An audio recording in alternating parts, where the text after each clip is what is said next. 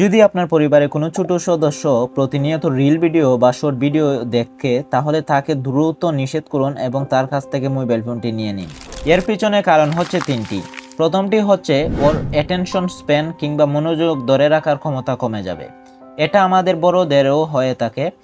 অনেক সময় দেখা যায় যে আমরা অনেক মনোযোগী ছিলাম, কিন্তু এখন মনোযোগ দিতে পারতেছি না, কোনো কাজে কনসেন্ট্রেশন রাখতে পারি না, কোনো কাজে করতে ভালো লাগে না, অ্যাটেনশন রাখতে পারি না। এগুলোর কারণ হইতেছে এই রিল দেখার কারণে। 2 নম্বর, রিলসে কে কি বানিয়েছে, পরের রিলটি কি আসবে এটা কিন্তু আমি জানি না। একটার পর একটা স্ক্রল করবেন আর একটার পর একটা ভিডিও আসবে।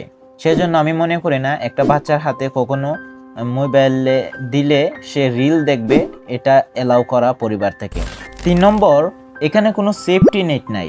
একটা বাচ্চার জন্য যে অ্যাডাল্ট কন্টেন্ট এবং ভালো কন্টেন্ট থাকার কথা এখানে কিন্তু নাই। রিলস একটার পর একটা স্ক্রল করবেন আর একটার পর একটা ভিডিও আসবে। এখানে কোনো সেফটি নেট নাই কিংবা এখানে কোনো লিমিটেশন নাই।